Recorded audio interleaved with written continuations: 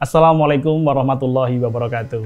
Pemirsa TVMU dimanapun Anda berada, kita bertemu dalam program Healthy Corner bersama dengan TVMU, program yang memperbincangkan mengenai kesehatan, terutama adalah promotif, preventif, dan kuratif. Dan kali ini kita akan membahas tema tentang penanganan COVID-19 bersama dengan dua narasumber yang saya kira sudah tidak asing lagi. Yang pertama adalah Ibu Dr. Rahmawati Hussein. Beliau adalah Wakil Ketua MDMC Pimpinan Pusat Muhammadiyah, sekaligus unsur pengarah Badan Nasional Penanggulangan Bencana. Dan yang kedua adalah Ibu Dr. Novi Wijayanti, spesialis penyakit dalam. Beliau adalah manajer rawat inap atau tim COVID-19 Rumah Sakit PKU Muhammadiyah Bantul. Kita sapa beliau berdua. Assalamualaikum Bu Ama. Waalaikumsalam warahmatullahi wabarakatuh. Sehat Bu Ama? Sehat, alhamdulillah. Alhamdulillah, luar biasa. Bu Ama ini saya kira perjalanannya luar biasa. Kalau kita lihat day to day-nya. Terakhir perjalanan kemana Bu Ama? Terakhir yang ke luar negeri. Ke Afghanistan dua minggu lalu ya. 2 minggu lalu ya. Ya, dengan Bu Menlu. Dengan Bu Menlu. Baik, tapi saat ini sehat ya Bu Amanya? Sehat. Siap berbagi tidak sharing. Tidak panas dan batuk. Oke, ya baik. Tidak panas dan tidak batuk. Tidak flu juga. Terima kasih Bu Ama sudah berkenan untuk hadir di Healthy Corner TV Muhammadiyah. Sama Mas Budi. Dan yang kedua narasumber kita adalah beliau Dr. Novi Wijayanti yang biasa akrab dipanggil Bu Novi. Selamat malam, Assalamualaikum Bu Novi. Waalaikumsalam Mas. Dari PKU barusan? Iya, barusan selesai. Luar biasa, Rumah Sakit Muhammadiyah memang luar biasa. Kita akan obrolkan mengenai tema kita dan kita akan ke Bu Ama terlebih dahulu tentang penanganan COVID-19. Bu Ama, sejauh ini dengan kemudian update tanggal 19 Maret baru saja 25 orang yang meninggal. Secara nasional sebenarnya kebijakan pemerintah seperti apa Bu Ama? Jadi pemerintah sepanjang yang saya tahu dan ikuti selaku unsur pengarah BNPB itu telah memutuskan atau membuat SK yang pertama penanganan COVID ini dibentuk Satgas khusus ya namanya Satgas khusus yang diketuai oleh Kepala BNPB dan anggotanya itu lintas kementerian dan lembaga. Jadi ini strategi yang utama karena sudah dianggap bencana nasional sehingga ini pun sudah di-SK-kan bahwa kejadian luar biasa COVID ini sebagai kejadian luar biasa dan sudah dianggap bencana nasional di mana seluruh sumber daya nasional itu dikerahkan untuk menangani COVID ini. Ya. Selama ini saya kira pemerintah sangat familiar dengan penanganan bencana alam maupun alam terkhusus konflik. Tapi untuk wabah saya kira ini baru pertama ya Bu Ama? Yang besar pertama, sebelumnya sudah ada ya seperti SARS, MERS, flu burung, flu babi itu kan sudah pernah terjadi ya dari tahun-tahun yang lama, tetapi jumlah yang atau jenis virus ini virus yang baru dan secara global sudah dinyatakan ini sebagai pandemik. Artinya wabah ini tidak hanya wabah di satu negara yang ini, tapi sudah menjadi wabah global. Oleh karena itu penanganannya menjadi agak berbeda dengan kejadian luar biasa yang dihadapi pemerintah Indonesia sehari-hari seperti kejadian luar biasa demam berdarah misalnya atau malaria atau tuberkulosis itu kejadian-kejadian yang agak berbeda dengan COVID ini. Iya, saya jadi menarik ketika kemudian pemerintah mencoba untuk menjadi bagian terutama BNPB-nya.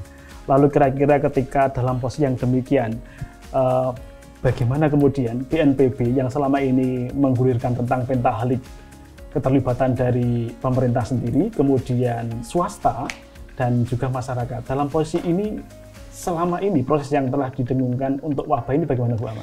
Sama sebetulnya BNPB karena memang yang biasa menangani krisis atau tanggap darurat ini BNPB ya. Kenapa ditunjuk oleh Presiden? Karena sehari-harinya sudah selalu menangani dari krisis satu ke krisis yang lain. Dan sudah melakukan kerjasama pentahelik, artinya melibatkan pihak-pihak swasta, masyarakat dan sebagainya. Jadi pada gugus tugas ini pun sudah melibatkan masyarakat. Salah satu anggota atau ketua Muhammadiyah COVID Center pun diminta menjadi penasehatnya BNPB. Jadi secara khusus diminta surat ke PP Muhammadiyah kalau ketua koordinatornya itu menjadi penasihat BNPB untuk melakukan hal itu. Kemudian juga lembaga-lembaga yang lain termasuk di dalamnya lembaga swasta untuk bersama-sama juga supaya menjamin ketersediaan obat-obatan, kemudian APD, masker dan sebagainya yang diproduksi dalam negeri itu diminta oleh pemerintah untuk serius menangani hal ini. Ya, selama ini mungkin kita sangat familiar dengan pelibatan Pintahlik dalam urusan penanggulangan bencana, baik itu alam dan non-alam. Menurut Bu Ama, sejauh ini apa sih yang membedakan pelibatan Pintahlik dalam konteks bencana yang alam dan Pintahlik untuk penanganan wabah atau bencana non-alam? Nah, kalau bencana alam itu waktunya itu tertentu. Kalau misalnya sudah ada gempa, gempanya selesai, nggak gempa-gempa terus.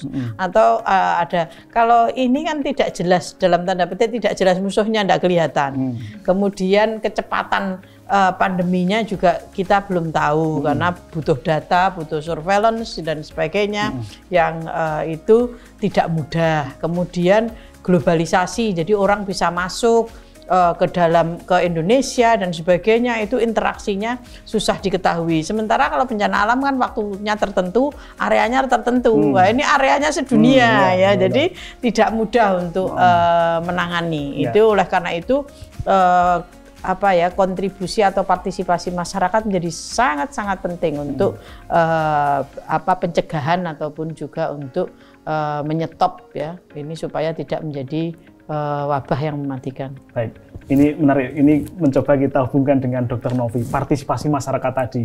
Dr. Novi, sejauh ini kemudian kalau kita berbicara mengenai unsur masyarakat, yang saya kira Muhammadiyah termasuk di dalamnya, ya Mbak Ama. Ya. Kalau kemudian kita lihat dari sisi amal usaha Muhammadiyah, terutama bidang kesehatan, sejauh ini bagaimana kesiapan Rumah Sakit Muhammadiyah, terutama terkait dengan perkembangan COVID-19 di Indonesia sendiri? Ya, mungkin kalau karena saya sendiri sebagai salah satu dokter di Rumah Sakit PK Muhammadiyah dan kebetulan di daerah Bantul ya, jadi kalau selama ini selama perkembangan COVID ini ya kita melihat yang awalnya rumah sakit rujukan hanya terpusat pada rumah sakit pemerintah, dan kemarin juga sudah ada pengembangan ke arah rumah sakit swasta dan mungkin salah satunya adalah PKU ya. Jadi untuk ini kita dari PKU Bantul sudah mempersiapkan diri untuk menjadikan salah satu rumah sakit rujukan dalam penanganan pasien COVID ini. Jadi karena dilihat dari grafik perkembangan pasien, jadi memang sudah bisa secara epidemiologi juga akan ini baru awal gitu loh, jadi belum mencapai puncak.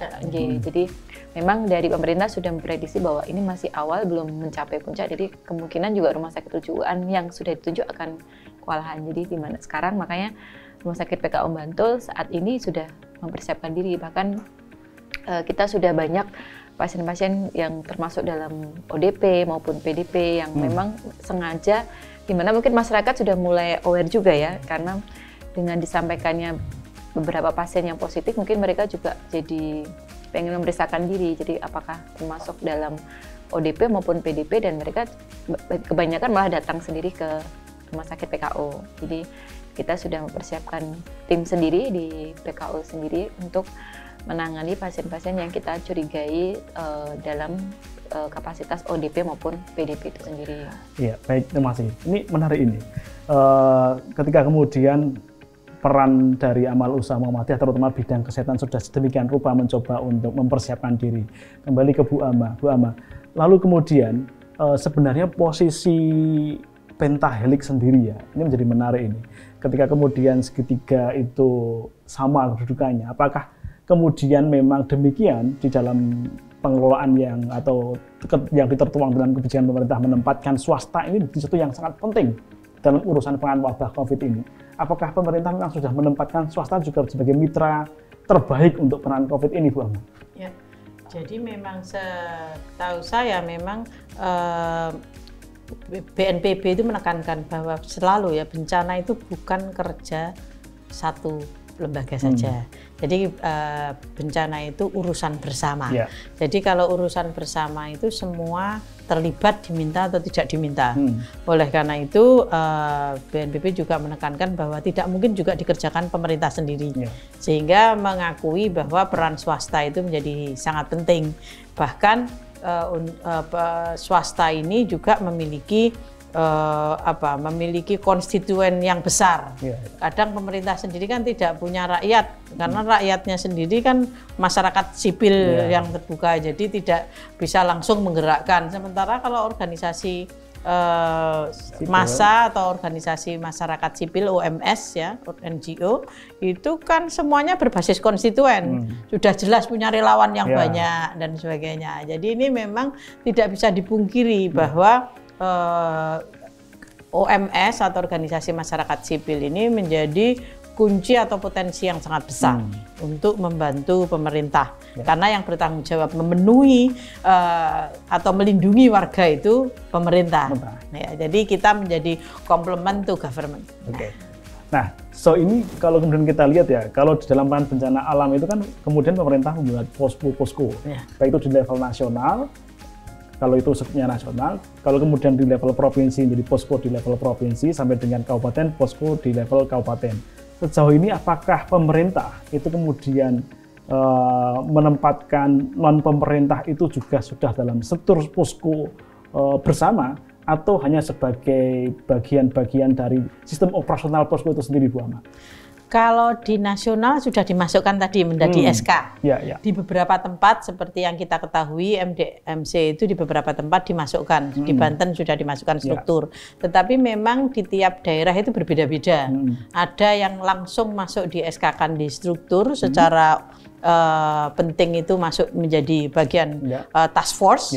Ada yang memang diminta untuk membantu, jadi lebih kepada technical assistant, itu yang dilakukan. Jadi bentuk pelibatan masyarakatnya itu berbeda-beda. Baik, Bu Ama, kita tahan dulu, Bu Novi, kita akan break dulu, dan saya kira semakin hangat diskusi kita, dan nanti kita akan kupas kembali pemirsa TVMU tentang bagaimana kemudian peran MDMC sendiri berserta dengan relawannya, kemudian termasuk adalah salah satu unsur dalam klaster di MDMC itu tentang rumah sakit. Nanti seperti apa? Kita akan kembali setelah yang satu ini.